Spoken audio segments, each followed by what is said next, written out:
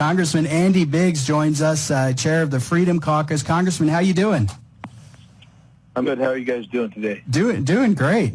Trying to take it all in as usual. You know, I mean, it's just crazy all the time. And you probably heard us talking a bit about schools and how my kids are going back to virtual land, and it's frustrating. I mean, you've been solid on this the whole way through, Congressman. I got to commend you on that as far as opening up.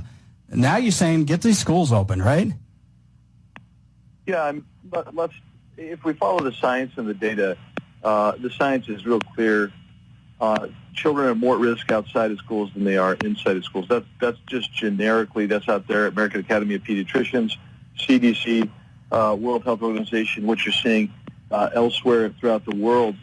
But, you know, let me give you an example. There's one school district in my district. They polled parents and teachers. You know, almost 90% of parents said they want their kids back in public face-to-face classrooms. Teachers were like 3/4. Yeah.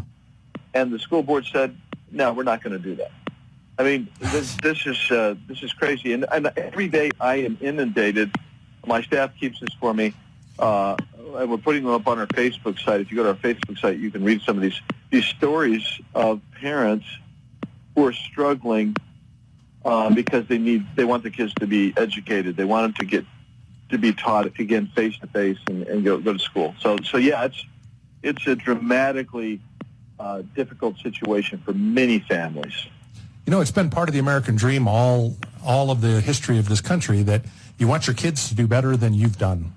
And a big part of that has always been preparing them the best you possibly can for, you know, their life as an adult and productive member of society. Yeah. And here we are cheating them all out of it. Yeah. Can't even play sports in a lot of places. I mean, think of how far behind these children are going to be. So, my solution is if the traditional schools aren't going to open up, then take the money that we otherwise would be spending, since we're not going to spend it. I mean, I hope we're not spending it while we're not teaching and educating in a traditional fashion. But let a parent then take that money that we'd otherwise pay for that child, let them go to the school of the parent's choice, whether it's a charter school, a private school. You know, you've got these micro home schools that are developing. Sure. Let them make that choice, because, and I tell you what, there are a lot of teachers I hear from as well. They want to get back in the classroom. No, I agree with you. Congressman Biggs, I mean, I've talked to several teachers, and I'm not going to, give any names out here, but they're frustrated because they want to get back to in-person learning, but then there's a segment that doesn't. Then there's the school board members, and you may have not heard us talking about just in Flagstaff, the local school. They voted, 3-2, yep, to give executive authority to the superintendent to basically do whatever he needs to or wants to related to COVID. And you got one member who says nobody's going back to in-person learning until there's a vaccine. Well, I hear Russia doesn't Putin has a vaccine? Sure, we should trust that. Try that. Yeah. It's been tested for 2 weeks, I think. Yeah, I wonder how that would you take that, Congressman? I'll let you go for that. See how that works out for you, my friend. But some of the metrics that are being promoted out there, we won't go back till basically there's a vaccine or it's 100% safe. Well, the risk of not going back is tragically high, I'm sorry to say. Suicide rates going up for teenagers and adolescents. You've got domestic violence, child abuse going up. You've got drug and alcohol abuse going on. What we see here is we have transformed into a society that's completely different, and we've done it in such a short period of time that it is causing and wreaking havoc among families and children in particular. And so, I mean, I would just tell you, I've got a list of stories. I could just give you all kinds of stories. The data is real clear. Children, even so folks keep saying, well, kids can get COVID. Yes, kids can get COVID, but they're not super transmitters. They don't transmit it, and the case fatality rate for a child is very, very low. Now, it was tragic. We don't want children to be at risk, but I can tell you this: understand the risks, And I talk to parents all the time. They say, we accept the risk. We understand that my child is more likely to succumb because of influenza than they are of COVID.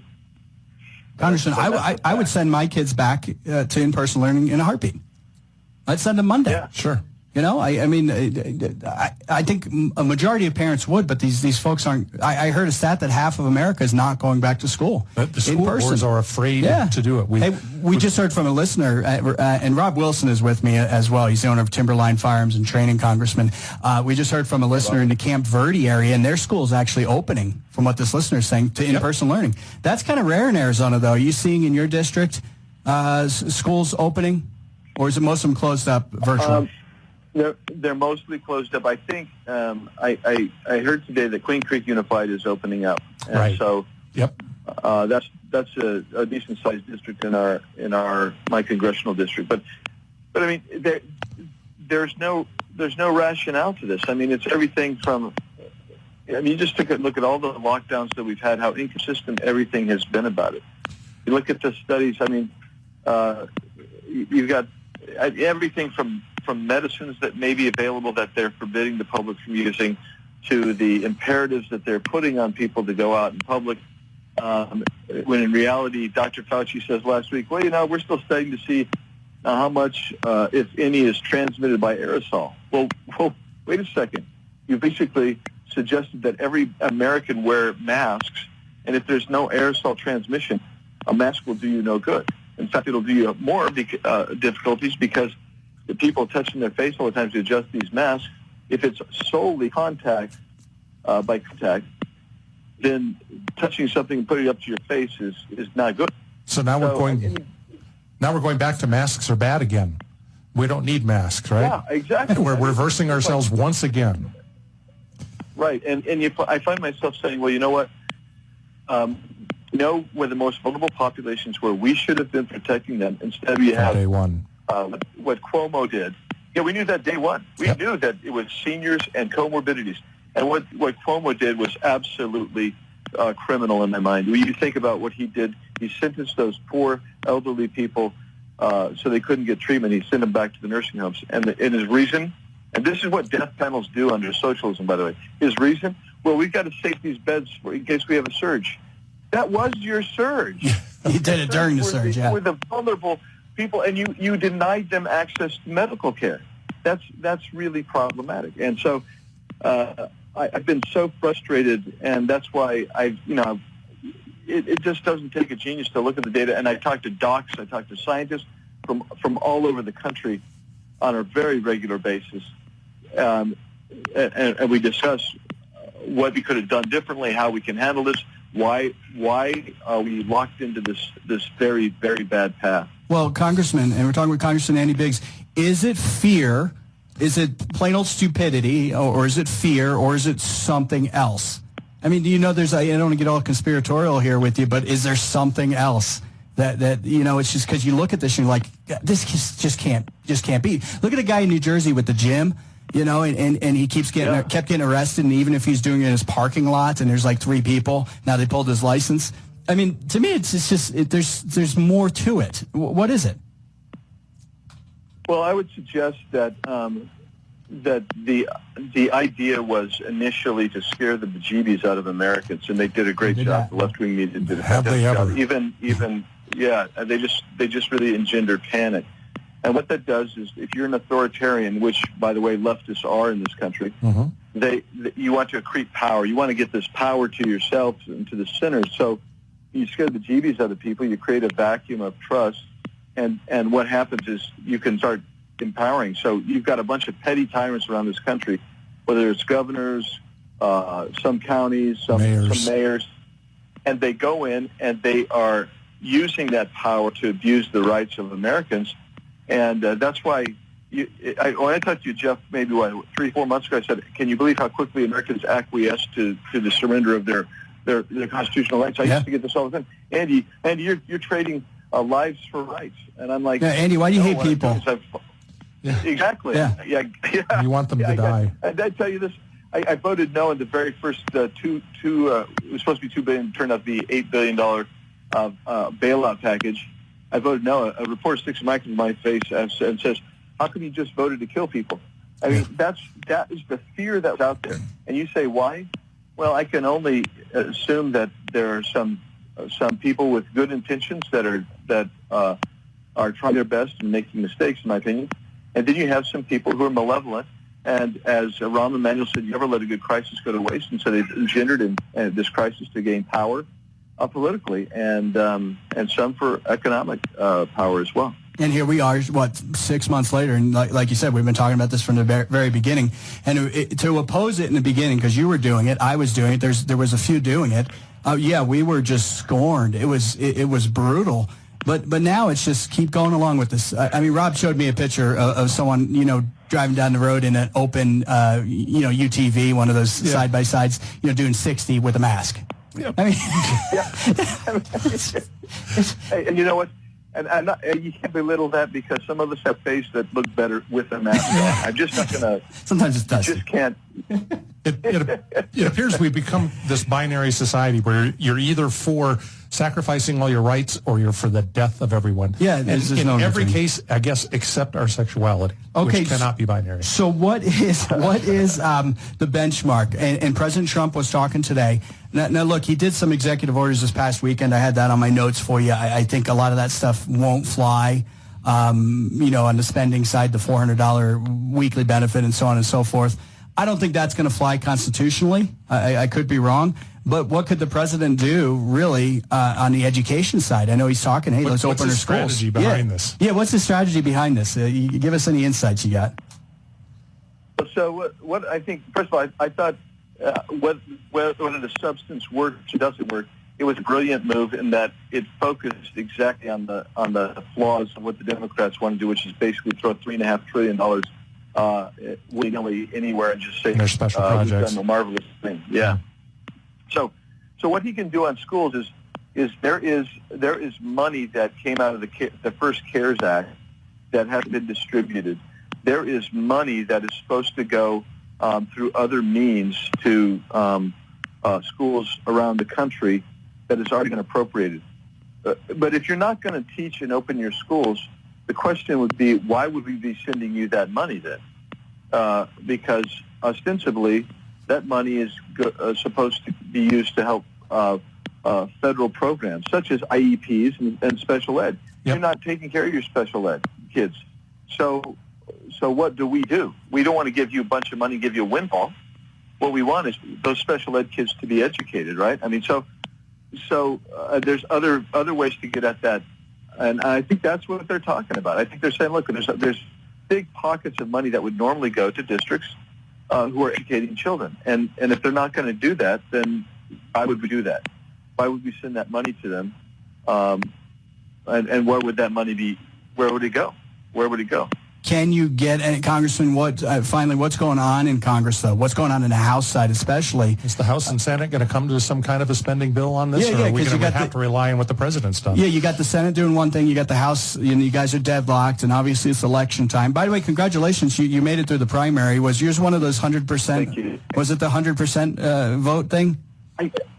I think it was darn near. Darn near. That's good right there. That's good. I voted for someone else. Yeah. So there was one write-in. One write-in. There you go. No, but what? Yeah. So you guys are locked in the election. So obviously politics are at play here, and then you got the president saying, "Oh no, let's do this." Are the American not that? And you've been consistent against these bailouts and stuff. But then when you look at it in a way, and I was talking about this earlier, you've got these governors and a lot of these politicians basically saying your business is closed, your life is shut down, and there's no just compensation for that. So the American people are like, wait a second, what's going on here? Is there any progress with your friends, especially on the left? In a word, no. What I think is how's that for direct? Sad. Yeah. Okay. Thanks. Bye. I think what's going to happen in all seriousness is that the gulf is so great, and all this is taking place really in the Senate, but Nancy Pelosi is there because the Democrats will vote lockstep with whatever she negotiates. So you have Pelosi, Schumer, and McConnell's kind of said, we're going to go with what Mnuchin and the chief of staff or the president, Mark Meadows, what they negotiate. And my observation and talking to friends of mine who are senators is right now the gulf is so great between the what the Democrats want to spend and what Republicans in the Senate are willing to spend, that nothing's going to happen. And that may not be a bad thing, but as could be a good thing for President Trump.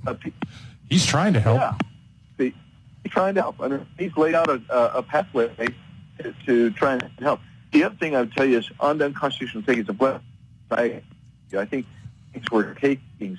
The government entities takings, whether they're mayors, local jurisdictions, or counties, or states where governors have, they are the ones that should be on the hook because they have destroyed businesses, impacted lives in ways that are just outrageous. And I cannot believe that you have places setting metrics that they know cannot be achieved in order to open up a business. Under the power of these emergency declarations. Look at these. Look what our governor did. I mean, these poor gym owners, and now you got, I think, one of the water parks suing. It's impossible. Yeah. It's impossible to open. Yep. Yeah. Those metrics that they put out are not going to be met because they cannot be met. They will not be met when nobody's sick anymore. And what they're focusing on are things that are tangential. When they start talking about new cases, the percentage of new cases, it's absurd.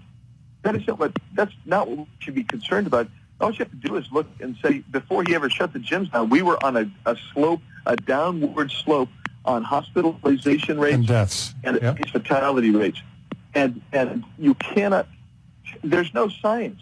I've asked, can you give me the science on closing of gyms and the impact that they would have on reducing the spread or on bars or whatever? Mm-hmm. And you can't have it because there is no science that says that. The science would have to come from the same people that made the decisions about masks. Yeah, and Congressman, you got to put a hashtag in front of it. You got to do hashtag science, and then they reply. Yeah. I mean, all right, Congressman, we're just about out of time. Hey, Vice President Pence in town. Were you around for that yesterday?